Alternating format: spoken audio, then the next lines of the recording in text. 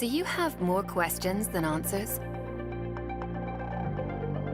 We don't have all the solutions, but we do have a community of people just like you.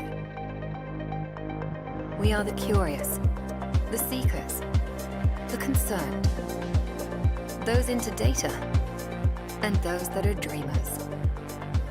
And the closer we get, the better we learn.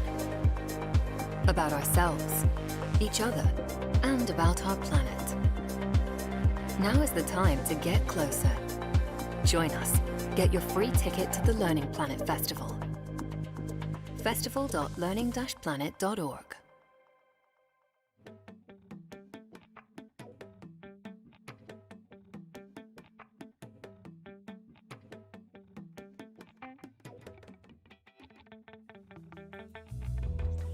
Good morning, good afternoon, good evening, everybody, wherever you are tuning in from. This is Pauline of the Learning Planet team. Thank you so much for being with us today for a very crucial topic, youth mental health. It also happens to be the last day of the Learning Planet Festival. It started last Saturday and it will end this Saturday. Today we had more than 250 partners, more than 400 sessions throughout the week. And it really is, I think, essential. I'm really happy actually that we are today at, on the last day of the festival, really tackling together this very important topic, especially with such powerhouses that we have around the table today that I will introduce to you in just a short moment.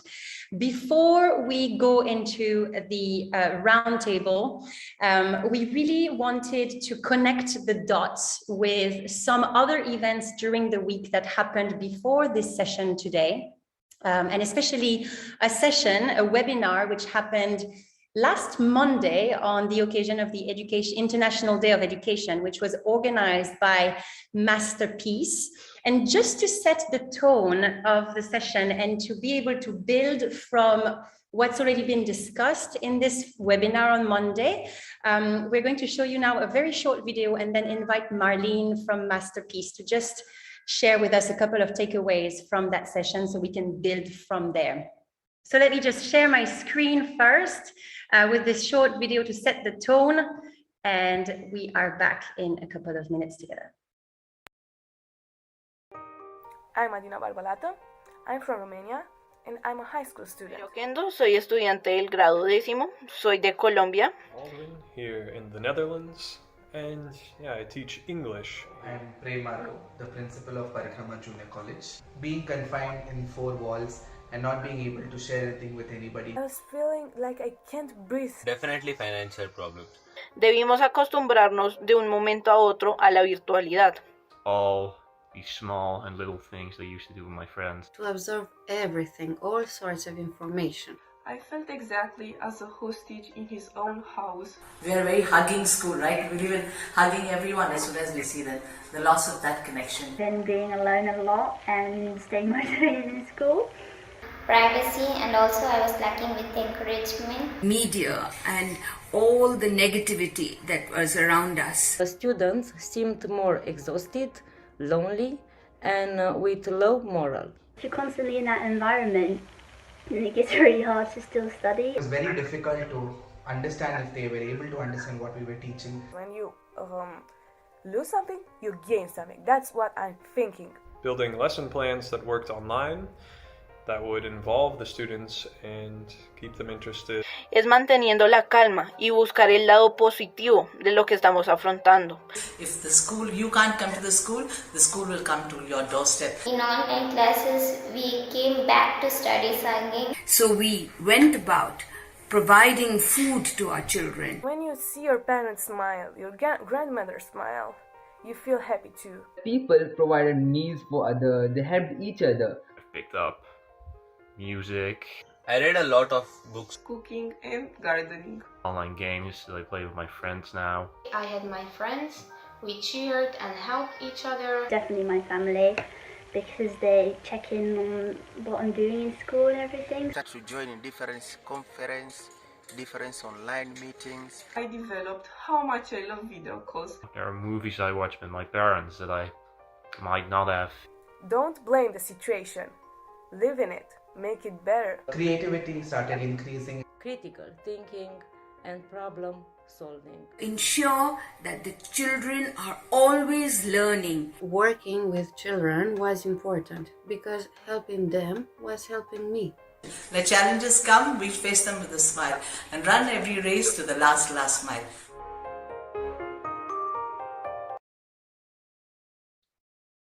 Thank you so much, Marlene, for this wonderful video. Would you like to just give us a few more takeaways from that session that you had last Monday? Over to you. Thanks, Pauline, and thanks for inviting me to this session. So yeah, what you just saw is a video and several teachers and students from all over the world sharing their challenges and strategies regarding the pandemic time and especially the closure of schools. Yeah, I'm Marleen. I'm based in the Netherlands and I work for Masterpiece, which is an international grassroots peace movement. And we focus on mobilizing talents to create a sustainable and social inclusive world. So we have lots of young change makers in our network, and we notice that their mental well-being is under pressure. And as being the program manager focused on all our educational programs, I'm also part on this of this network, focusing on whole child development. So with all these partners that you see over here, we organized this webinar on the International Day of Education, celebrating whole child development, and in particular, the importance of mental well-being. And we had super nice experts joining from UNICEF, from OECD, sharing their reports. And what really stuck with me is that we lost 2 trillion hours of in-class schooling. 2 trillion. And UNICEF expects that around 20 million additional kids will drop out of the school system. So this is serious consequences of course, the ability to learn, but I also think on mental well-being, because for a large part of the session, we discussed that a school is not just a place where you come to learn. It is also a place where you meet your friends, where you interact with others, with peers, where you see your teachers as role models. So you really live, or you really learn how to live in the real world. So I think, and everybody, I think one of the other key takeaways was resilience. So going through trauma, adversity, how you react on it is personal. It differs for every person. It's based on how is your resilience. And I think for this roundtable, and I'm curious, I will listen later. I think strategies, teaching young people strategies to cope with difficulties in life. I think that's super important. For me as an educator, for me as a mother, I have 2 young daughters. This is one of my most important tasks, to help them thrive. Yesterday, in one of the Learning Planet sessions, I heard a nice metaphor. It's about, think of a plant. If a plant doesn't grow well, you don't blame the plant. You go and check the soil. You're going to check if it has enough sunlight, if it has enough water. And I think this is a perfect metaphor also for mental well-being of youth. It is us, we as adults have the responsibility to make sure the conditions are right for them to grow and flourish. I think that's it. Thank you so much, Marlene, for these precious takeaways that will definitely build on and that are nicely setting the tone for today's conversation. What was interesting is that, as far as I understood from the session that happened on Monday on your side, you had especially also representative of this topic within the educational spaces, the schools that are already existing, while this session is also going to go maybe further into exploring other solutions by other organizations that are part of the learning ecosystems of youth that could also contribute their piece to building mental resilience and helping youth themselves to build their mental resilience over time. So thank you so much, Marlene. So today, again, thank you so much, everybody, for being here. Today, we have a wonderful roundtable with us. We have Raven, who is based out of the Philippines. We have Eloise out of the UK. We have Shakil in Bangladesh, Tom in Kenya, Kim in the US, Atlanta, and Victor in Nigeria. And we're going to explore all of your initiatives, all of the solutions that you've experienced and set up yourself for most of you. So really looking forward to hearing your thoughts. Without further ado, I'm going to call Raven. Thank you, Raven, for joining us while it's a bit late at your place. I think around maybe 9:30 p.m. And you're part of the Learning Planet Youth Council yourself. Yes. And I thought, to start off the conversation, what better than a youth like you telling us, giving us a situational analysis of what's up with youth mental health. If you can tell us more about it. Over to you, Raven. Thank you so much, Pauline. So again, good day, everyone. To the esteemed panel of speakers and their attendees, I'd like to introduce myself first. So I'm Raven. I'm from the Philippines and I'm 22 years old. And currently, I'm in my final year of bachelor's. So I'm also leading the nonprofit organization of my program. So it's Family Life and Child Development Circle. And I actually see some of them here in the attendees list. So hello, everyone. Thank you for your support. So again, going back, when the pandemic hit, at first we actually didn't know how to do our initiatives involving children because of, the health protocols. And thankfully, after some time, we were able to shift things online. Like we were able to do our play dates.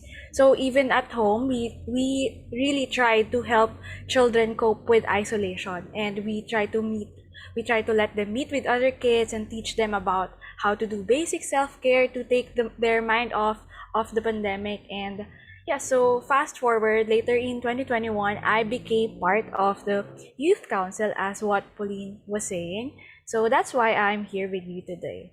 So yeah, before I start talking about the problems that we face, I'd like to address you first, and I'd like to ask you a question. Like, if you have been around youth and youth spaces, I'm sure that you agree that a lot of young people have the potential to change the world, right? If you agree that the youth is the future, can you send a thumbs up or like show your thumbs up for the speakers? There you go. I'm seeing a lot. Yes, okay. Okay, so many of you seem to agree. And now that you agree, I'd like to ask you another question. So, if you think that the youth is the future, how can we change the world? How can we, the young people, change the world when we experience burnout, isolation, anxiety, and uncertainty? How do you think we can do it? In short, I'm asking, how can we make a change when we are not okay? Okay, don't worry, everyone, because that is a rhetorical question. So I actually tried to ask some friends, and myself included, about the mental health matters that we or they are worried about. And the most frequent answer is always, can you guess? It's always academic pressure. And this I relate so much because in university, so many students, including myself sometimes, get very fixated on grades because we all want to graduate with flying colors, because we were taught that this is the key to a good future, like a decent job.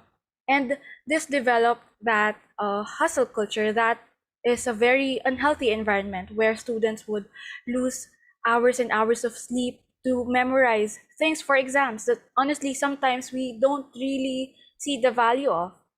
And so for many, there's this dichotomy that we can only choose one situation. Like, do I choose school? Do I choose grades? Do I choose a decent work someday? Or do I take care of my mental health? And it's really hard to see that area in between that. So that is really hard to do, especially when the system of education is not really designed for a positive learning experience. So in line with that, in line with academic pressure, there's also depression, which is really alarming because for a lot of youth, this really remains undiagnosed for I don't know how long, because still until this day, mental health services are still not accessible, especially in developing countries. So I want to tell you a little story about it. I had a student before who was asked by the doctor to seek therapy, but his mother was earning minimum wage. So imagine for for his mom to earn that money for one session of therapy, his mom actually has to work for 3 full working days and spend all that money on therapy. Which imagine what would be left for their other expenses, right? So it's really hard when, aside from the pressures of society, aside from depression, there's still a lack of access to mental health services. And then there's also burnout, since this stage of life, in this stage of life, we love to engage ourselves in activities, we want to feel very useful, we love to find our identity. And I have this friend who shared to me the term volunteer burnout. So actually, this happens when you give so much, when you do so much for others, like what Ed was saying in the chat, when you do so much for others and then you have little to no time left for yourself. I mean, I'm not sure if you guys can relate to that, but I have always found myself guilty of this. Like, engagements are really good, they're really good, but like any kind of work, it can get tiring sometimes when you don't get to rest. So for us young people, we experience a hard time knowing when to rest and when to fulfill those expectations from the family, from school, from the society, and at the same time maintain that healthy mental space. So burnout in youth is very real, and it's experienced by even the most empowered young people everywhere in the world.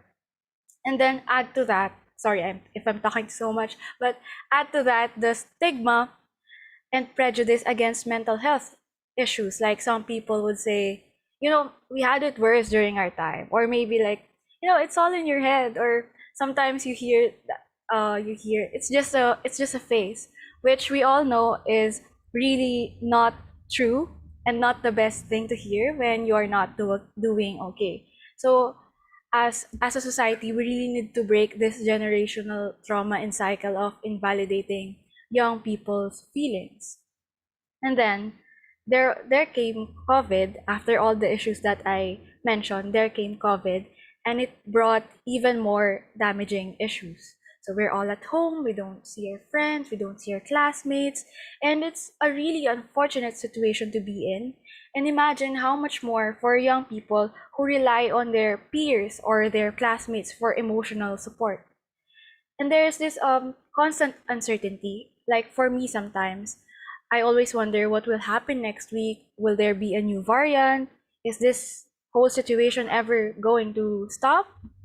And there's also this feeling of unfairness, because this is very personal to me and for a lot of young people, because I lost 2 out of 4, like half of my university life, to COVID. I did everything online, half of it.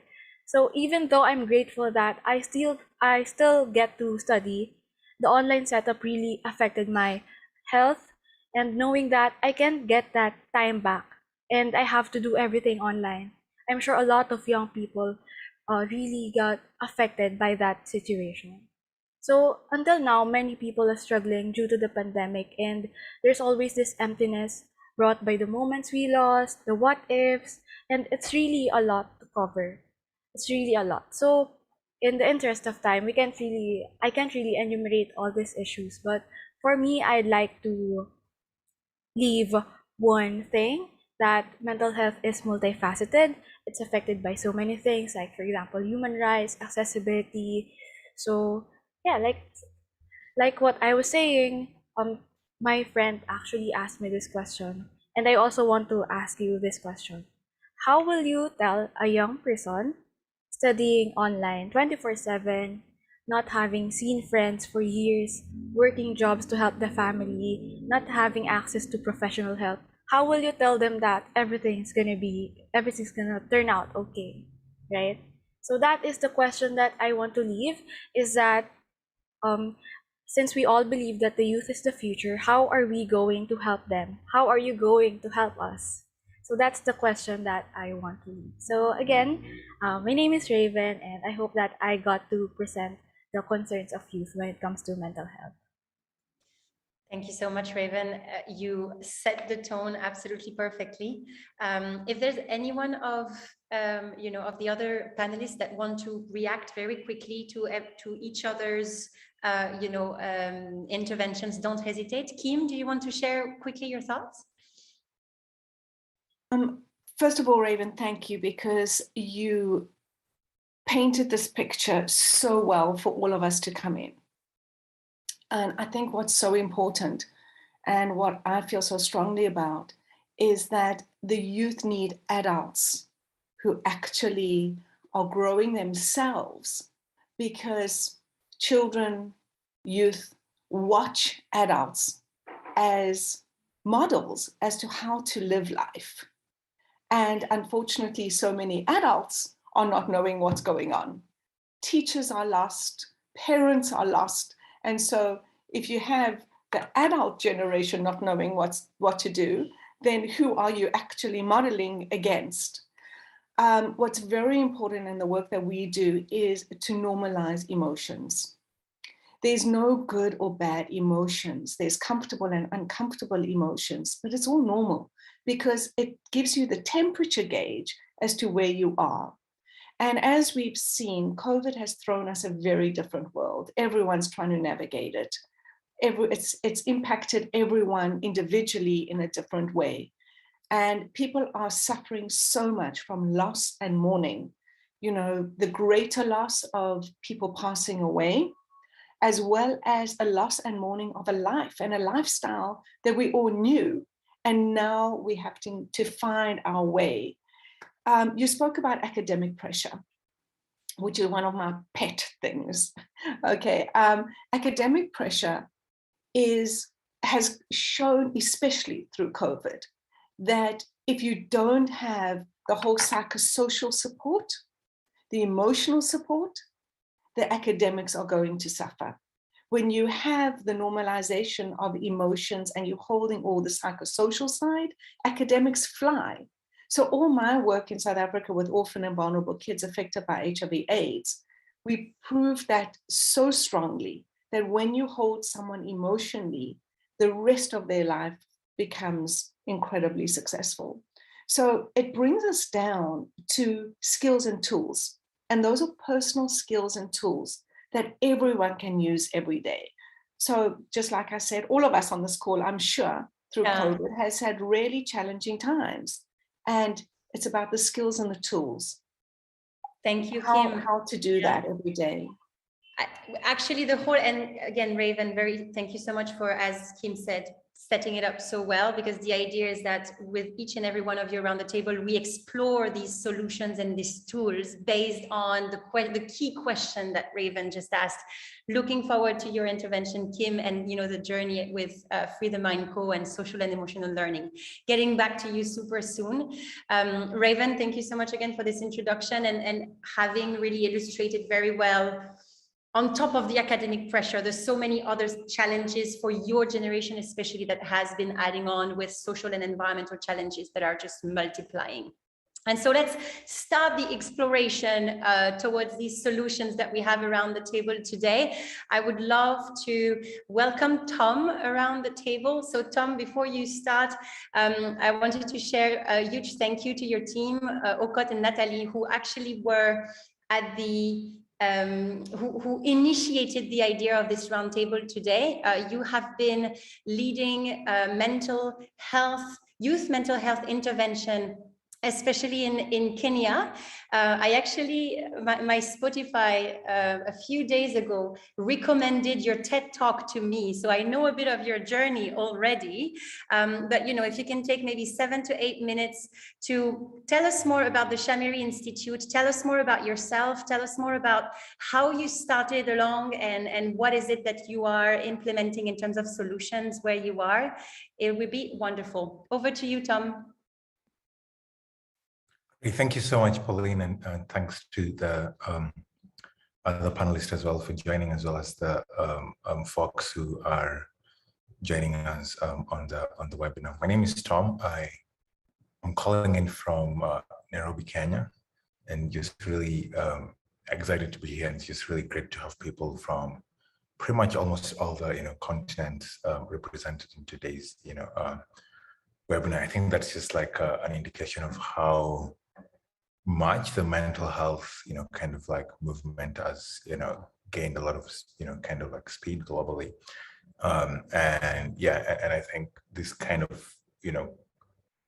collaborations and conversations between folks from different parts of the world is very crucial in us like really moving a needle in global mental health. Yeah, so I was born and raised in Kenya. I studied psychology at Harvard, and then graduated and moved back to Kenya to start Shamiri Institute.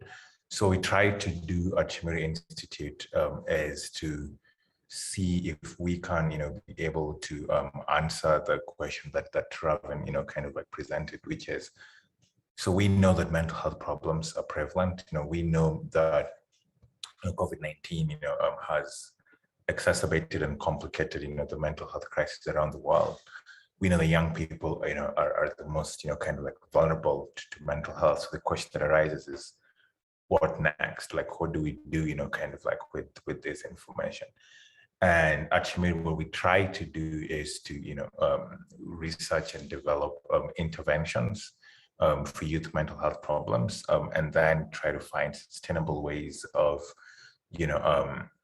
scaling up these interventions. And I'll just quickly talk about how we've kind of done that, and hopefully we'll also love to hear thoughts from the rest of the panel and what else they're doing within the organizations and in other different parts of the world.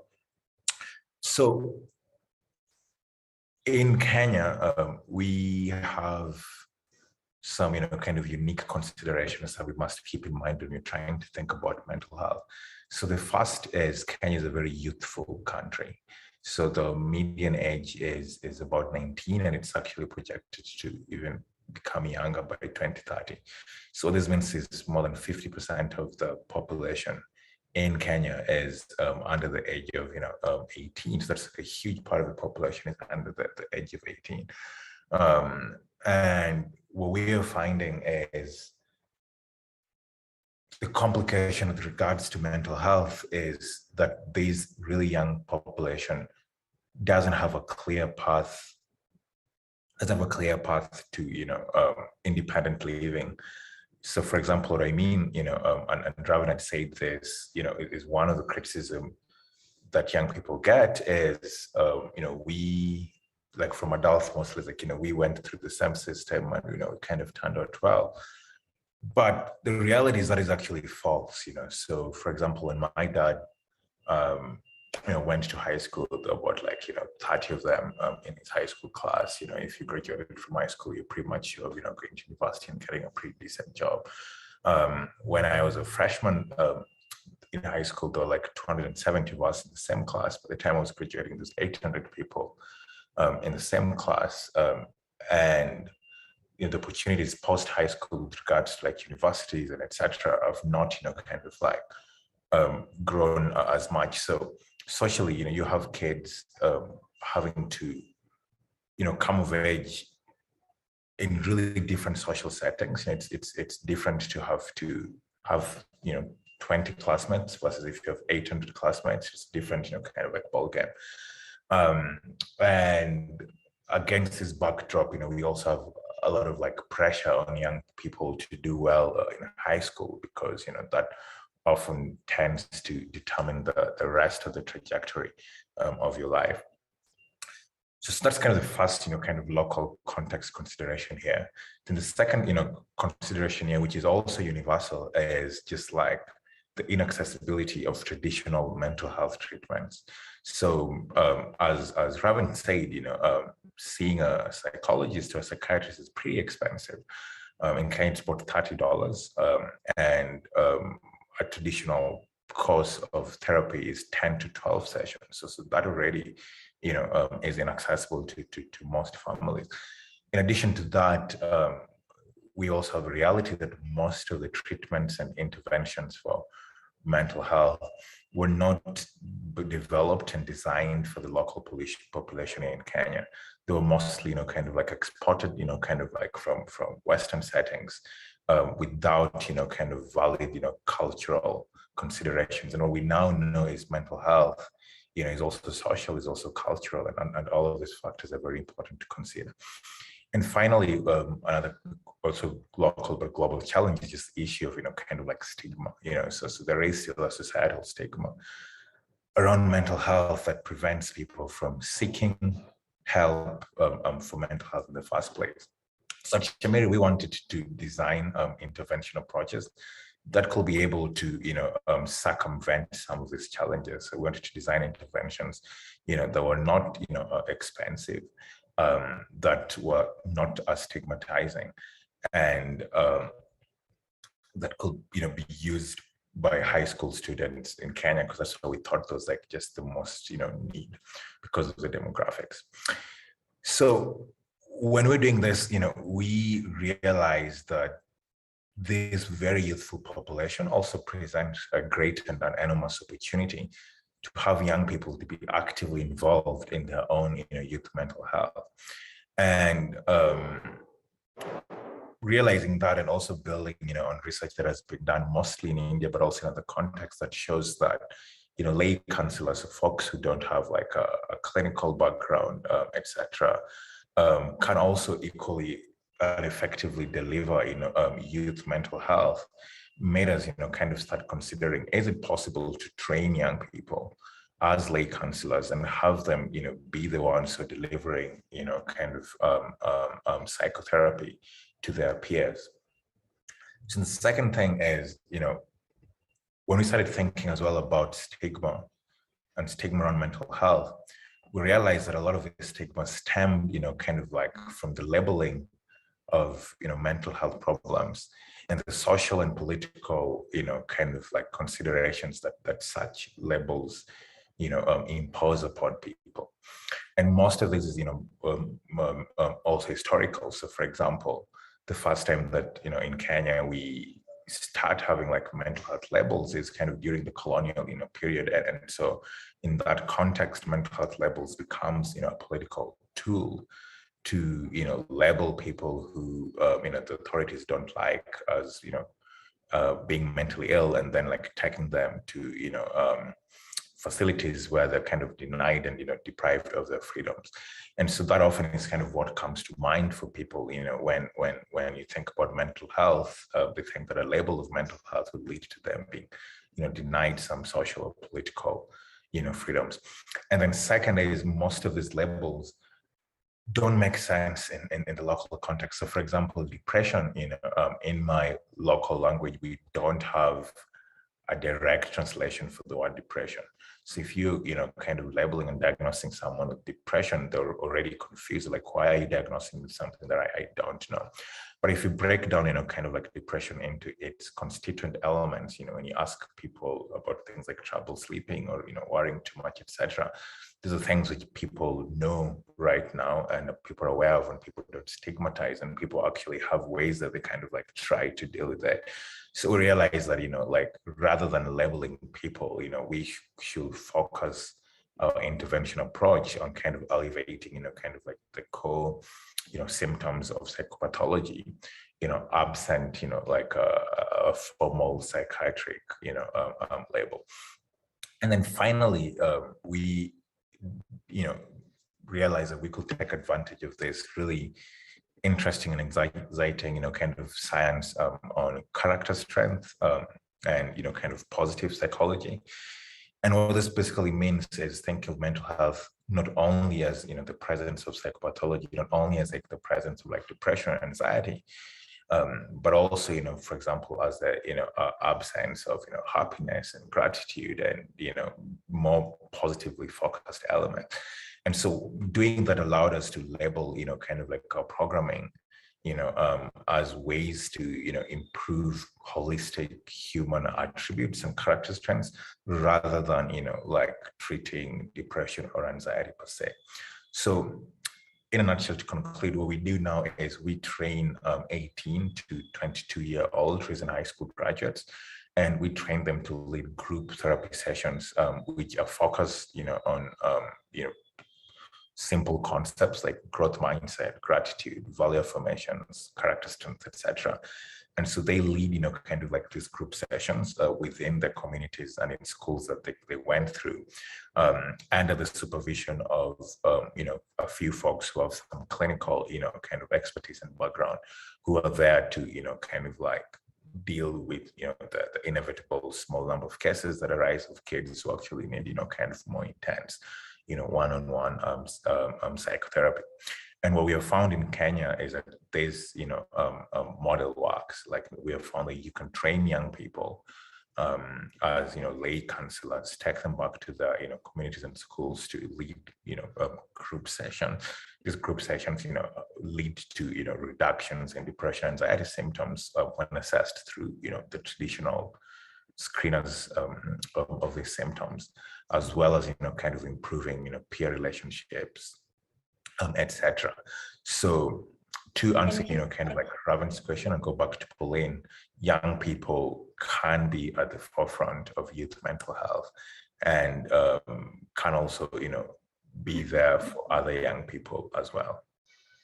Thank you so much, Tom, for highlighting other challenges that we face in this particular, on this particular topic, such as the context that you talked about, the cost affordability, the fact of only being self-aware of its own mental health issues sometimes being difficult.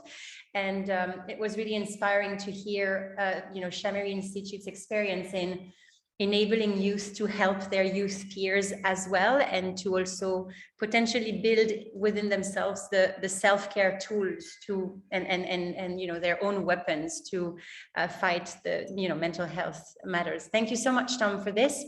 I'll move on to Victor. Victor, don't hesitate to also, at the beginning of your intervention, react to what you've heard about, from Tom. But we are really looking forward to hear your more about your initiative, Mentally Aware Nigeria initiative, and how you found solution on the ground to mental health. Go over to you, Victor. Thanks, Pauline, and great to hear from the speakers before me, Tom and Reverend. It's so great to meet you guys and exciting to hear about your work. My name is Victor Hugo. I am the founder of Mentally Aware Nigeria Initiative, and MANI for short is what we call it. Is a nonprofit that was set up in 2016. We were launched in 2016. And I always try to tell a story about how we started up and what led to the organization being born. Was based on my experience in medical school. I think when I was in my 5th year medical school, I was diagnosed with depression and anxiety, and I think it felt normal to me to have the kind of support that I got. I had friends who were there in the community of, family and even like, teachers who actually helped me to see that process through and actually graduate from medical school. But what was telling was when I finished and I think my first time actually seeing a psychiatrist out of school, and he learned that I was a doctor, he told me, hey, you're very lucky, which is strange to me because he was just giving me more medications to take. And for some reason, he thought I was feeling lucky. So I didn't take that, I didn't take that well. So I went home and I badmouthed him with my friends. And it took a conversation with my mom to probably just like understand my privilege. And she told me that she tried to remind me of experiences I had in medical school where I had, classmates. I had a couple of classmates who killed themselves in the same year. And I had seniors who actually dropped out from school because of challenges they were experiencing, which at the time I didn't think, or I didn't acknowledge that they were possibly mental challenges. So that got me thinking about the situation that we had and helped me understand the level of privilege that I had to be part of the very little percentage of people in Nigeria that actually had access to understanding family and understanding and knowledgeable and exposed friends who could actually support me through a difficult time and help me finish through. Obviously, medical school was tough. And then that got me thinking that, if this community doesn't exist, why can I create it? And I started looking online for similar solutions that existed. And I actually found a couple. But what was unique about them was they were set up by psychiatrists or psychologists in Nigeria. And the only time they got active was on October 10th, World Mental Health Day. And they were doing symposiums. So it felt very, choreographed to me that it wasn't such an active process to create change for young people in the country. And just like Tom said, we have about 1/3 of the population being young persons. So a very youthful country. So I got together with my friends and told them, I'm going to stop practicing medicine. I'm going to create and focus on creating the solution that I'm seeing. And I took some time, about 6 months, to sort of get ready and learn about the environment, and set up more like create a strategy of process that I wanted to use. And I'm just going to talk a bit about that. My dad is clergy. And when I was younger, he used to take me to some of his travels as a missionary. What was unique about his travels was whenever he gets to a particular community of people who were not familiar with him, it takes about 3 to 6 months for me to see some level of change in that community in terms of like those that actually are much more open to having conversations about his religion. And I always thought to myself, that's the highest form of advocacy that I could see or I could learn from, because in the past, religion was stigmatized in Africa. But now, if you go to about 3 streets, you're going to find a church or a mosque. And I was thinking, there's something that looks very similar to religion, and to me, it was like mental health. So the level of stigma that mental health has now is not even compared to the stigma that religion had in the past, but something actually worked for it. So I was thinking, what's the solution that I can look at that has worked in the past? It doesn't have to look fancy. It doesn't have to look like, flashy, but if it works, then it works. So that's how I actually built my strategy. And I started speaking to some of the volunteer groups that I was engaged with at the time to tell them about the idea that I had. And in October 2016, we had the first meeting. And one of the key takeaways for me was that you can't create a solution without the people that you're targeting. In fact, if you don't have them leading the process of that solution or intervention, you're going to fail for sure. Or at least you're going to create something that is harmful to the population you're targeting. So it took about 4 hours to co-create and ask, some questions that I had. I got answered. What are the priorities that you want to look at as a young person? They talked about stigma, internalized and externalized stigma. They talked about the lack of access to mental services. They talked about the absent political will that we had in the country. We looked at the archaic legal frameworks, the absent, non-existent financial frameworks that we had for fundamental health in the country. And those are the things essentially we focused on for the first 5 years. And what we did was to create monthly themes. So for every month, we focused on a particular mental health disorder, and we exhausted it. So we spoke to psychiatrists, psychologists, we spoke to people coping with those conditions, we spoke to the caregivers, we did our own research and contextualized the content that fit the population that we're targeting so that they can learn properly from it. And one of those conversations that we had, we were thinking, right, it's not that we don't have some mental health services in the country, it's that we don't have proper referral and available referral pathways and referral channels. So we set up a counseling support platform, which was providing both counseling for those that need first aid for their mental health and referral for those that were coping with much more difficult conditions. And right now we have over 400 trained counselors on that platform, offering text-based crisis support and counseling support to anyone that needs it. And so far, we've reached out to more than 40,000 people. And then we also, obviously, we're youth-led organization or youth mental health organization. So where do we find young persons? We find them either online or social media, or find them in schools, right? So we thought the second place that we're going to target was schools, secondary schools, high schools, and universities. And then we created whole school approach to providing, school-based mental health solutions. And we created a program that was targeted at both, parents, teachers, students, administrators to look at policies within the school and the school environment that actually predispose students to mental health breakdowns and burnouts. It's an ongoing program. So we've had a couple of organizations and associations of international or local schools who have actually signed on to some of the policies that we have and taken it up for themselves. In fact, we have every year we support the school-based mental health conference in Nigeria that happens every year, at least in Western Nigeria. And then we thought that, okay, the second place we were going to be seeing them was online. So we started having conversations with social media companies like Twitter, Facebook, Instagram to say, how can we better support, people who use your platforms to assess mental health support when they need it. And we actually have strategic partnerships with them. And right now in Nigeria, if you type any triggering word on your search, you actually get referred to our page. Whether if it's Twitter, Facebook, or Instagram, that's what you get. And that's what happened. That's the should I say formal approach. The informal approach that we had was we encourage people using those platforms to act as spotters. So anytime someone actually posts any distressing thing on Twitter, Facebook, or Instagram, we have people that directly tag us to those tweets or those posts, and we follow up with those individuals. And the last thing I'm going to touch on is the importance of scale. When I started the organization, I didn't start it as something that was going to run forever. I understood that it was, to me, a tunnel to test solutions and innovations. And it's always important that, most of us that are creating actually have that kind of mindset, because nonprofits are just, we have limited resources to test a particular program. We have a much more controlled environment to actually pilot. But when it comes to scale, an effective and sustainable scale, we have to make sure we involve the government. And that's where policy advocacy comes in. So we do a lot of policy advocacy, and we have partnerships with the Federal Ministry of Health in Nigeria. We have conversations with them to support them in mental health promotion and engaging them on the review of the mental health law and particular policies that relate to mental health.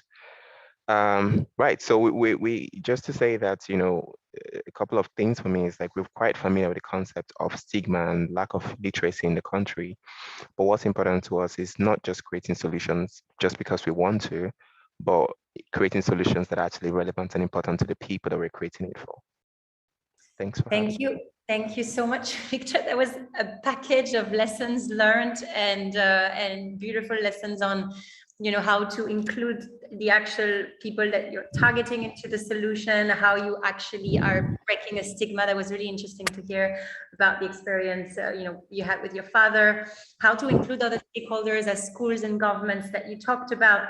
And just the simple solutions that you shared at the end of simply maybe tagging you to identify people in distress. I mean, on social media is to really reach and use efficient scale-up methodologies and tools was super inspiring. Thank you, Victor, for sharing these solutions with us. I'm going to go to Shakil, the warrior of the day, who is joining us while being COVID positive. Thank you so much, Shakil. I really hope that you're fine. I'm really looking forward to hear from you and your experience in Bangladesh, engaging youth under the wing of BRAC. Over to you, Shakil, if you want to bounce on what has been shared by Tom and Victor so far and share your own experience working with the youth at scale. Over to you. You're on mute, Shakil. Sorry, the common mistake nowadays. Okay, thank you so much, Pauline.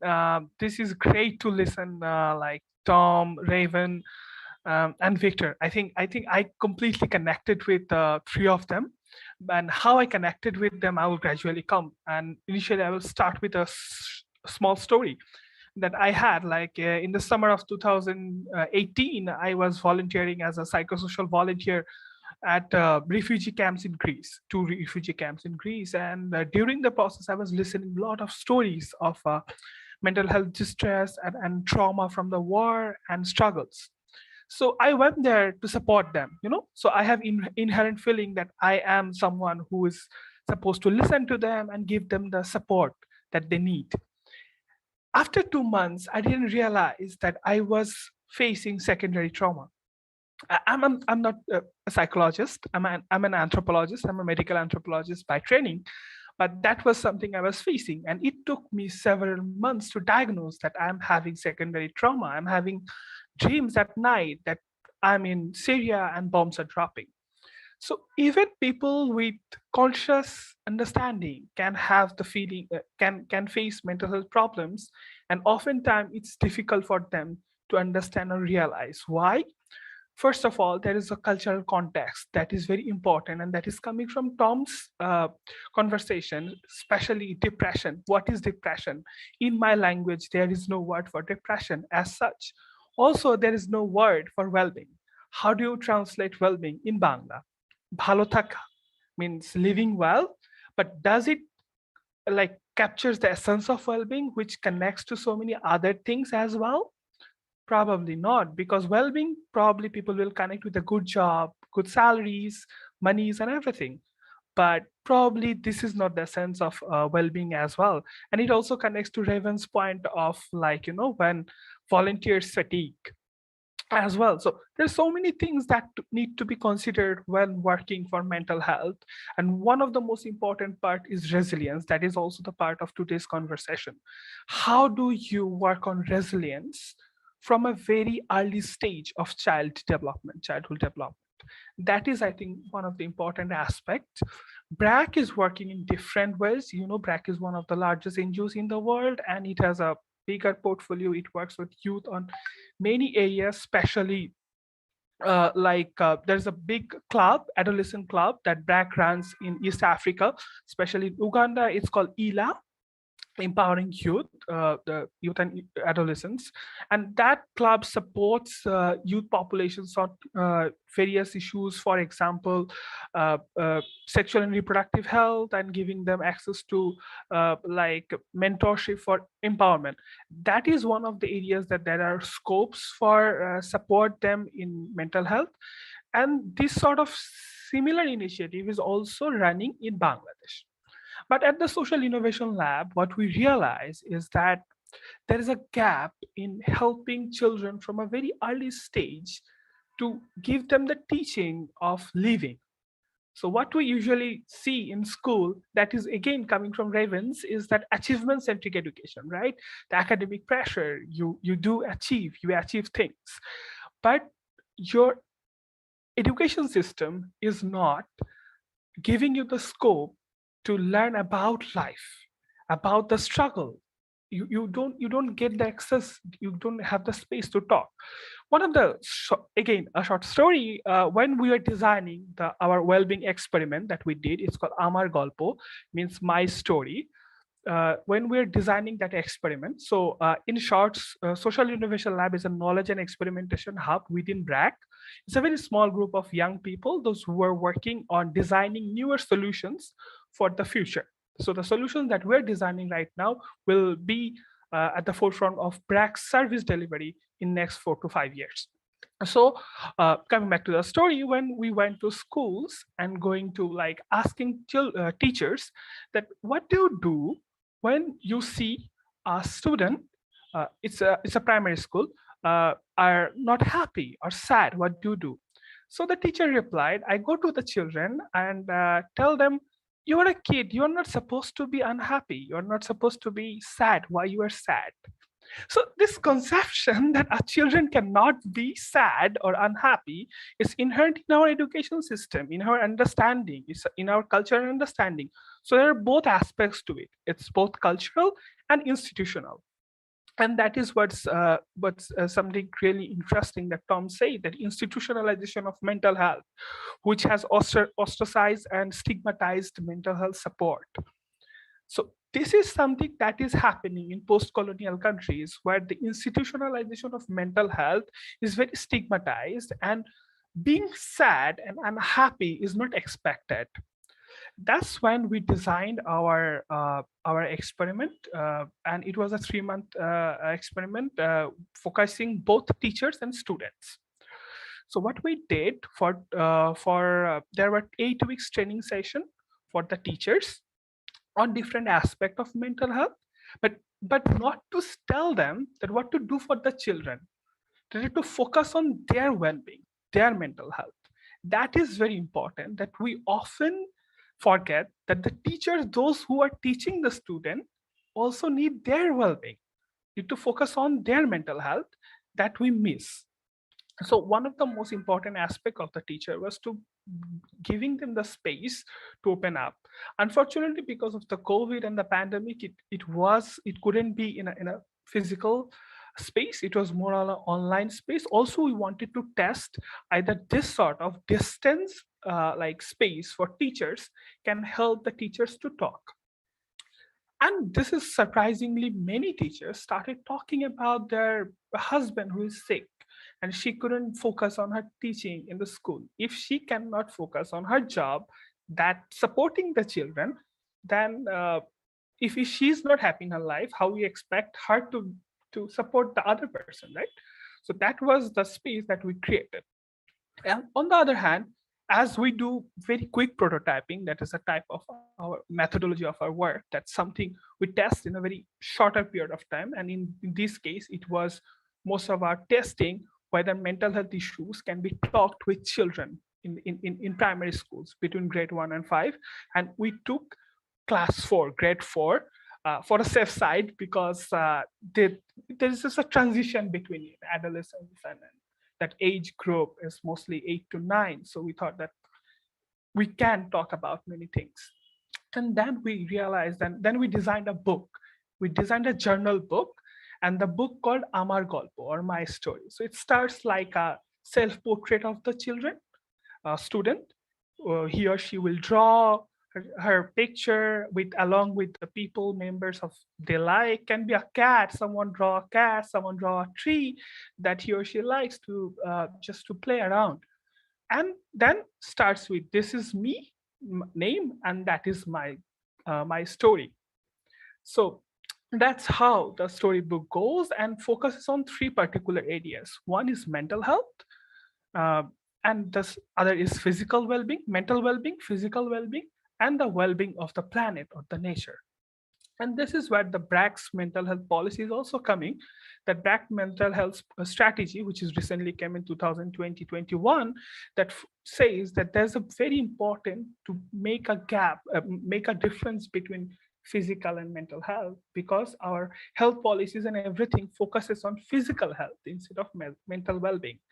So that's something, I know these are very like well-talked topic for adult people, everyone understand, but how do you make it more nuanced, more easy to understand for children? And initially we thought probably they wouldn't like engage, they wouldn't understand, but they surprised us.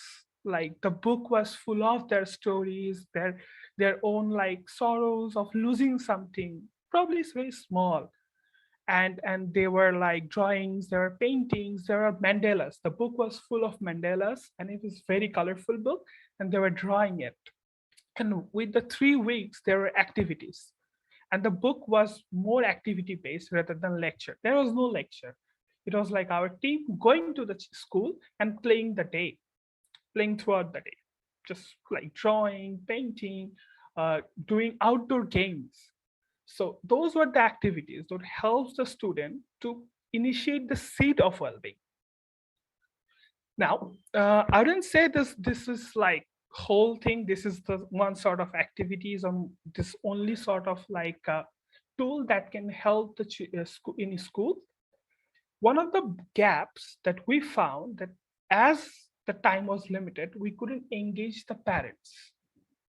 So any sort of activities with the children, with the 2 schools engaged, cannot be completed without engaging the parents, because a student spends most of his or her time in house.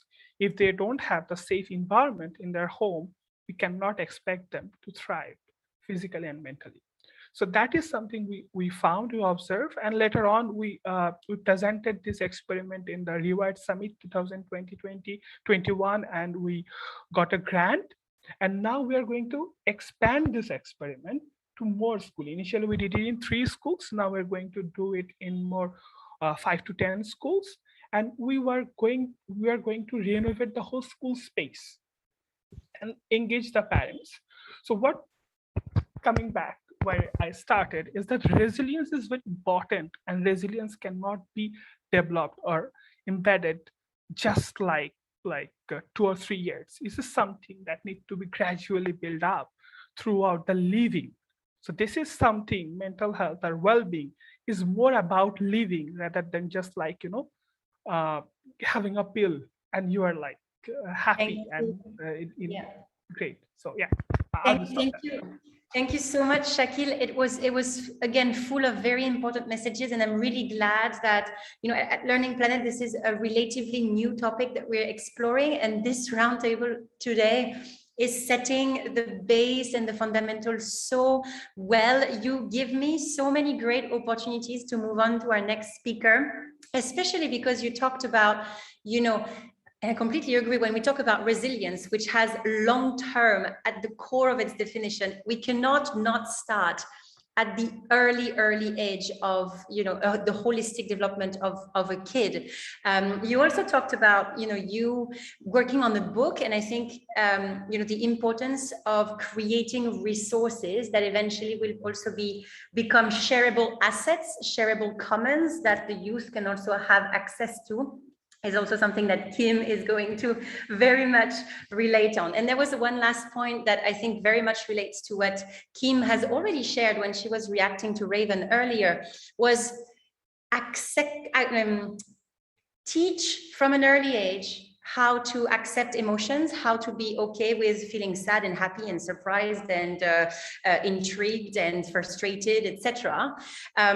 Which is, as you said, something that is not present very much in the way that we teach in educational institutes. And so it really comes to the fact of including tools of how to live and navigate daily life into educational curriculum as well. So Kim, for all of these reasons, it's perfect for me to hand the mic over to you for the next few minutes. Kim, tell us more about you and Free the Mind Co. and your journey in the mental health space. Over to you.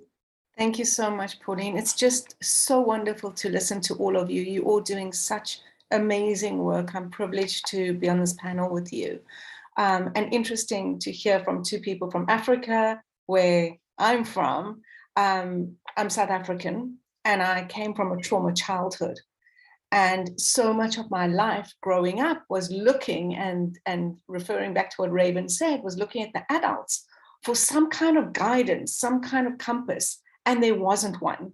So it was me trying to figure this out myself. And then I went into my working career and dealt a lot with trauma-based children, especially seriously at risk. Most of them were AIDS orphans. They were from child-headed households without any adults. And it wasn't the academia that was such a problem. Yes, access to good schooling, but even if you gave them the good teachers, nothing really was working unless you held them on an emotional level, on the psychosocial level. And we realized very early on that this, and Raven, to your point, it's not just about coming in at those teen years. It's about really going from little ones and teaching them the resilience that everyone has spoken about so clearly, but giving them the skills and tools of how to live life, like Abdullah spoke. It's about living life. And I'm really an advocate of not seeing separation. We're holistic beings, and it's all about the one functionality, and it all works hand in hand. So you can't go, okay, this is my academic life, this is my work life, this is my family. It's all part of one environmental space within us. And so we launched Free the Mind Co. only a couple of years ago, using 30 years of all of this experience. My son wrote incredible books endorsed by people like Deepak Chopra and Lou Gossett Jr. and others. And he called me the one day where this came from, and he's an integrative healer. He's all of that kind of, side. And he said to me, Mom, there's one common denominator between all of us, and that's fear and anxiety. And no one's talking about it. No one is addressing it. And no one's giving the skills and tools to actually deal with this. And so he started writing books. He's got 3 published now. And that's where Free the Mind came from. When you free your mind, you're open to all possibility and opportunity. Because, like the Dalai Lama says, life becomes easy when you realize that it's tough. No one is saying that life is easy. It's how you navigate it. what skills and tools do we all have? And that's a learning process. I'm still learning, we're all learning, because the world throws us so many different challenges. So Free the Mind Co. works with children, teachers, and parents, as well as families now. And we are an integrated, holistic system change, social emotional learning platform. We were in the classrooms, we were doing teacher training, we were doing one-on-one, and then COVID hit. And we realized, okay, we were getting requests from India and from South Africa and from Mexico, because it's translated into Arabic and into Spanish as well as English. And we realized we've got to go online. So now we've got an online, very interactive program that is for children, for teachers, and we're just about to launch it. And we'd love to collaborate with all of you. We're launching at the end of February now. And it's exciting. The big thing in Raven, to answer you, you asked about, and I've been making serious notes here, life stability. You said, how do we have stability in life? And unfortunately, there's no guarantee in life. We don't know what's going to happen tomorrow. And it can be really scary and anxiety triggering. It's how do we live today? How do we get involved today? And for me, those skills of getting out into nature, putting on music, having exercise, you know, both Victor and Tom come from the medical side of things. And we all know that those trigger the happy chemicals. So joy is such an important thing to cultivate within ourselves. How do you do that yourself? So that if you are isolated from your friends, where is that place that you go to within?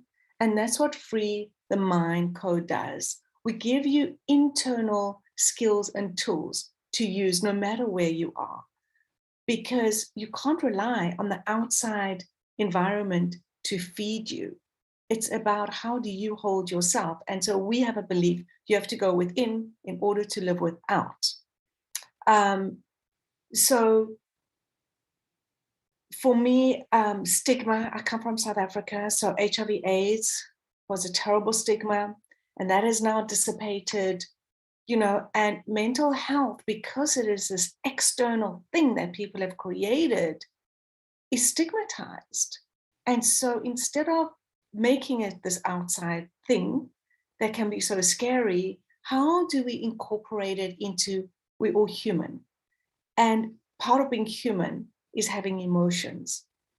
And I cringe every time I see someone saying, oh, that's a good emotion, that's a bad emotion. They're not. It's like a temperature gauge. It's just showing you where you're at. How do you wake up? How do you feel during the day? And then when you feel that uncomfortable space, are you able to shift state? Are you able to shift the mindset? So when you're sad, how do you shift that to bring joy? Maybe it's going for a walk. I love walking outside. Maybe it's putting on good music, or just exercising, or reading a good book, or doing something, because we're all so different, to shift that state. And that's what Free the Mind Co. is.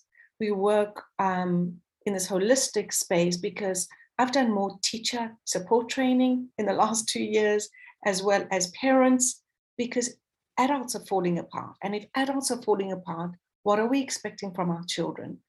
And so I keep encouraging the adults, learn more, because you are modeling. And to close, because I want to hear so much from Eloise and everyone else, I want to share a story. My son, when I was immigrating 5 years ago, he was already in his 20s. I took him out for lunch, and he got out of the car and he looked at me.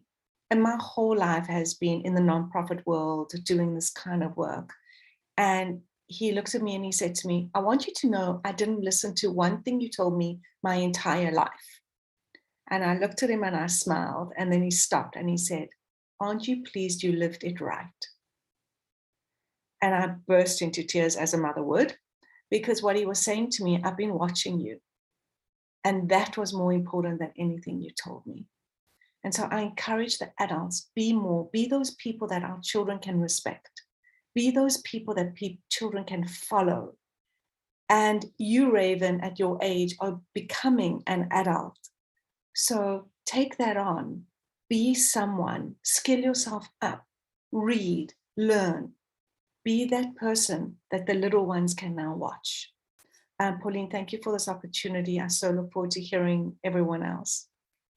Thank you so much, Kim. I always love listening to you and your insights, and you know, the couple of key insights that was super interesting from what you said is, well, maybe first acknowledging the fact that maybe the approach has to be personalized. As you said, you know, it's about going within, knowing yourself and knowing what works with you on how to deal with the inside and the outside of yourself. As in, maybe it's going to be music, or maybe it's going to be taking a walk, or maybe it's going to be practicing sports, and it might not be a one size fits all kind of approach.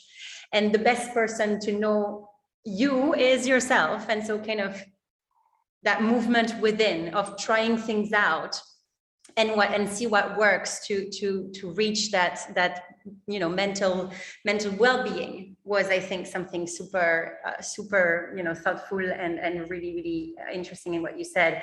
And also when you know, responded to Raven on the world is going crazy, but it's maybe about being fine with it at the end of the day and expecting uncertainty and not trying to kind of reach internal and external stability at all costs, because this is what's going to happen in any case. And I think that was, you know, thank you so much, Kim, for sharing these insights. very also personally useful to also, you know, realize that again. Hey, Louise. Hi. Thank you for being here with us today. You're our last speaker of the day. I've been, you know, exploring some of the solutions that Effervescent, you know, has set up, and it's wonderful universes and resources that you know, you're proposing to the youth for their mental health. If you can take a few minutes to tell us more about what you do, that would be lovely. Over to you. Thank you. Hi, everybody. My name's Eloise. I'm the founder of Effervescent, which is a youth code design agency. We're based in the UK, but we work really all over now. Thanks to COVID, we took a practice that was based in the studio and started doing it online over the last 2 years, and it's been really fun. Before I tell you a little bit more about what we're doing and why we're doing it, I just want to really respond to the incredible panel of speakers who've spoken this morning. I've been so inspired and buoyed up by what you're saying, and I particularly want to pick out some points that I thought were really important for me. Victor said, not everybody is aware that what they're going through is actually mental ill health. They might think that's who they are, when in fact, actually, once they realize that it's something that they're going through, it makes it more manageable and means that you're much less likely to internalize what you're going on through and think that maybe it says something about how nice or how decent a person you are. It's very easily when you're young to think that what you're going through is who you are. So I love that idea of people talking about things and finding commonality and finding spaces to share what they're experiencing and realizing that they're going through something together, and actually the thing that has been squashing them might be the thing that they all climb on together and actually use as a platform to make things better. I also loved what Kim was saying about being someone that children can respect and learn from. But actually, whilst agreeing with that, I also want to say we can respect and learn from children and young people who are absolutely amazing. And a lot of the time as adults, we often think that our job is to teach them things. And actually, sometimes I think our job should be to ask for permission to be in their world and find out what they know and what they're working through for their own languages and ways of knowing and playfulnesses, because often children are much, much wiser than we actually give them credit for. So we should be the best people we could be, but we should also really, really make the effort to engage with children where they are and find out what they know and what they can teach us. And that's kind of what I'll be talking about today. So we've talked a lot about what children and young people are going through now and how difficult it is. And I'd like to take a moment to talk about young people as a whole and what Gen Z and Gen Alpha is like on a kind of global scale, and the many assets and incredible values that they're bringing that we can work with them to build on it and make more of. So what we know is that Gen Z and Gen Alpha are very different to previous generations. And one of those things, how that materializes, is that they've all grown up with a lot more digital access than lots of sort of previous generations had. And so young people are growing up in what you might call a post-truth world. They're seeing politicians who don't tell the truth. They're seeing many sources of media giving completely different versions of one event. And what that means, and we're seeing the death of the experts. So we're seeing people that previous generations might have automatically trusted, news outlets that they might have trusted, doctors, nurses, teachers, politicians. Young people are seeing them and questioning what they're saying, why they're saying it, how they're behaving like that, and what does that mean for me? And so you have this situation where young people stop looking to experts for information and start trusting each other. They start looking to their peers for information. And this means that that's really interesting. So we see that in things like Me Too, we see that in the Black Lives Matter, we see that in Everybody's Invited. Young people helping each other and being interested in righting wrongs, perceiving social injustices and doing something about it, perceiving that some people have terrible mental health problems, are treated unequally to others, and wanting to do something about it. And another value with this generation is that they really value authenticity. They can sniff out people who are fake and who are pretended and who treat them badly or pretend to be something they're not. They are very highly attuned to people who are faking it. So you have this really interesting position where young people are looking to each other and they're really looking for authentic, truthful experiences that they can build on and make their world better.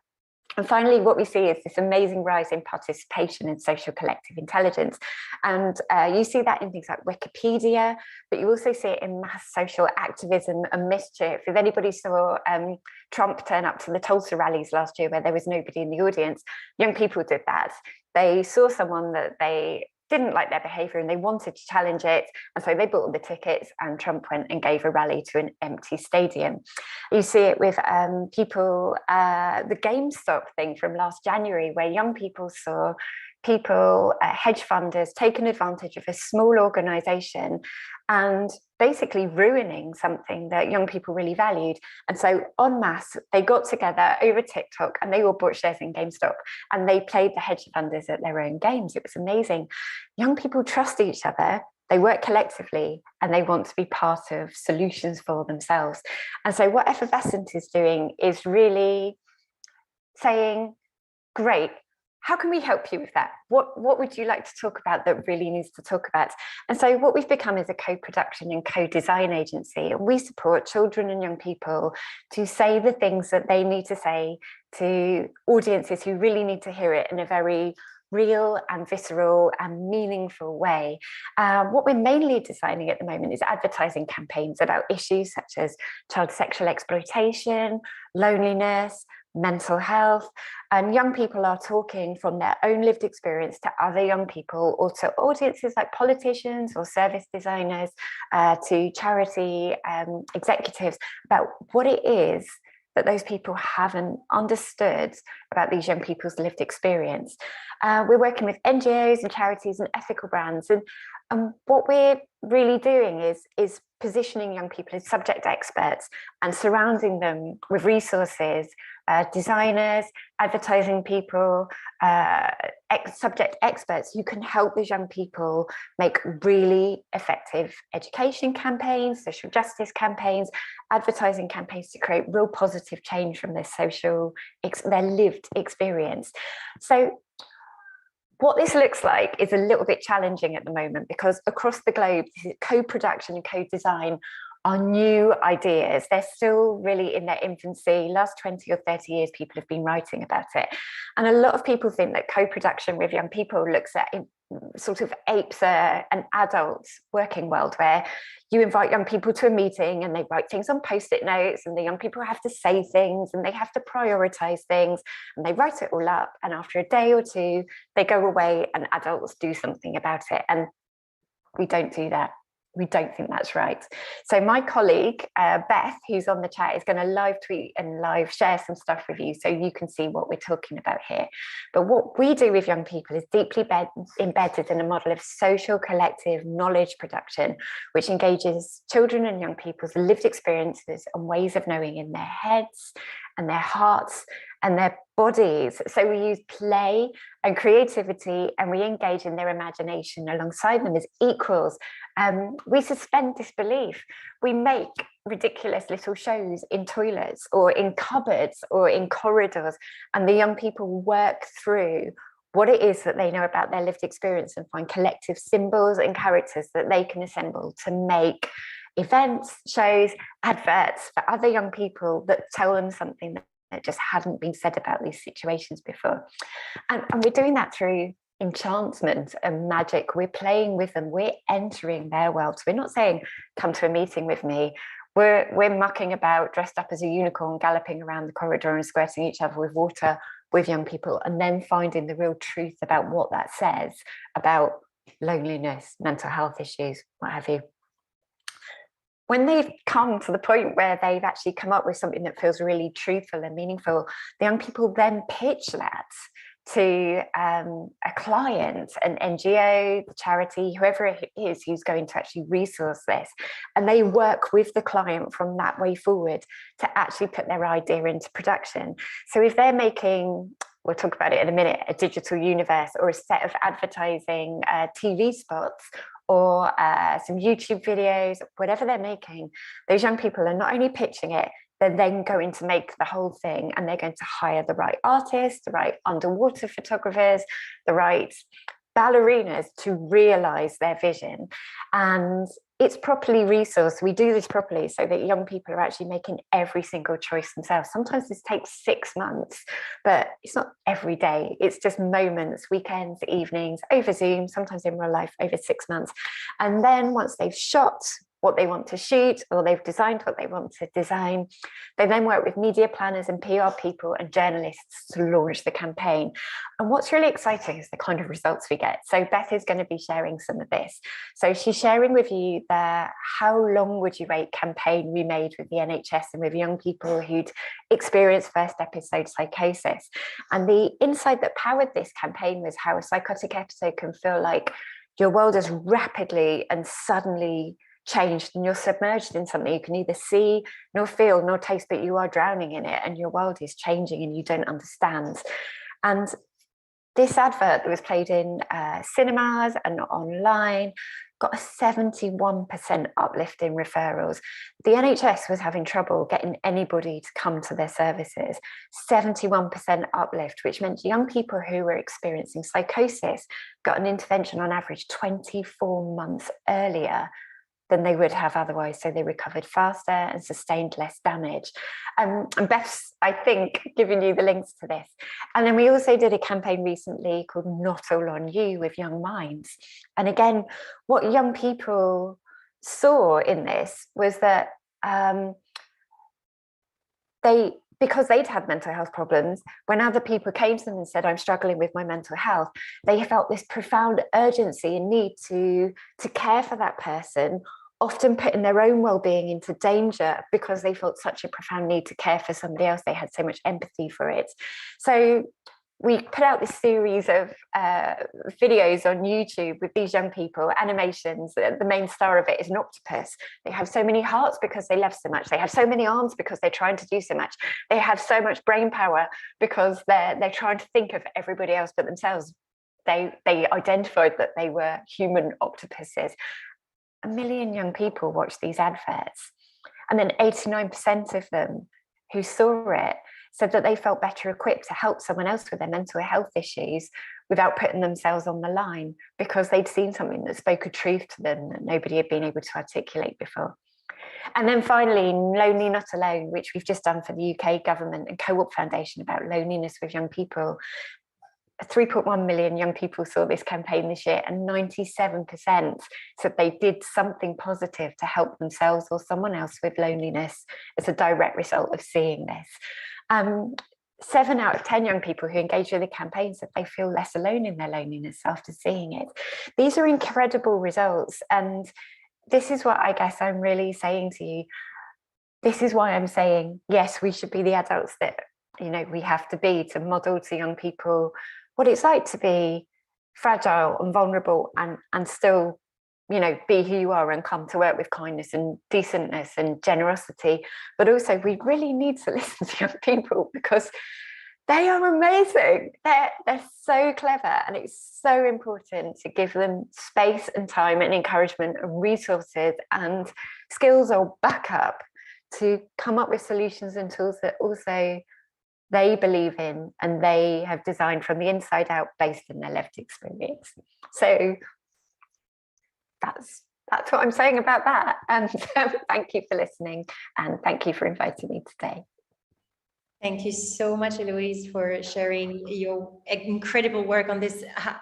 It was beautiful to hear that, especially loneliness, but also all other, you know, youth mental health issues can actually be converted in a process of co-creation that actually makes the youth more able to contribute to the collective challenges socially and environmentally that we face. So it's kind of this beautiful transition or conversion process from pain and difficulty and challenge to beauty in actual co-creation, like meaningful co-creation. And that is a message that I really take away from you. Love the campaigns that you share. They're really witty, and from their title to their implementation, I'll definitely take a closer look.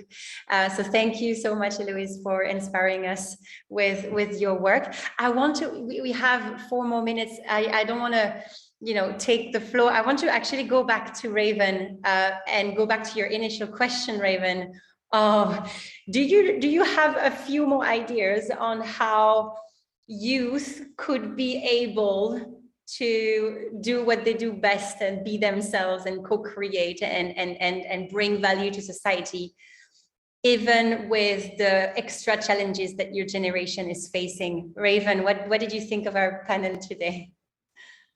Oh, I honestly think that this came very timely, because as young people, we really do experience a lot of struggles, like most of you said, and most times these don't come recognizable. Like, a lot struggle silently because of the issues that we talked about. And I feel like after listening to the amazing speakers, I have picked up some practical tips that I can apply, not just to my work, my nonprofit work, but also to myself and to when I become a teacher someday. So I'm really grateful for this roundtable discussion, and the fact that we were able to ignite that conversation was really something that I will remember for a long time.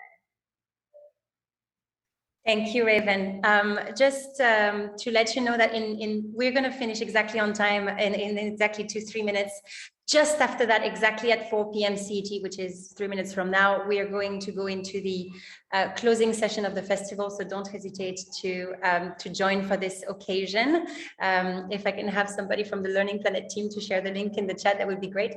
And also, one thing very important is, I feel frustrated to only have had an hour and a half with all of you, because there would be so much more to explore and to learn from each other.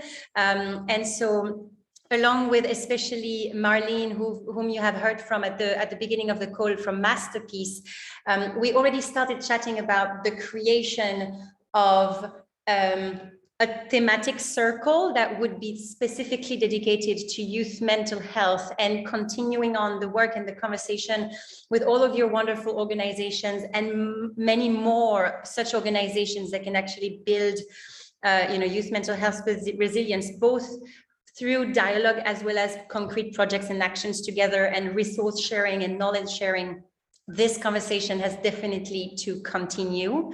And I mean, you're already all connected over email in the panel, so don't hesitate to reach out to one another and share your expertise, and continue on this conversation.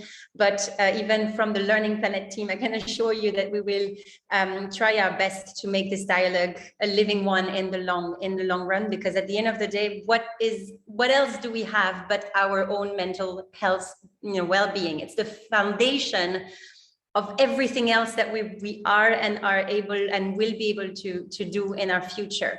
So it's so essential. Very happy to have had you, around this roundtable that almost closes, the festival. Really grateful to all of you. Please, let's keep in touch. Thank you so much, everybody. Bhalo teko, Shakil. Take good care, and looking forward to reconnecting soon. Bye, everybody. Thank you so much. Great. Bye. Bhalo teko.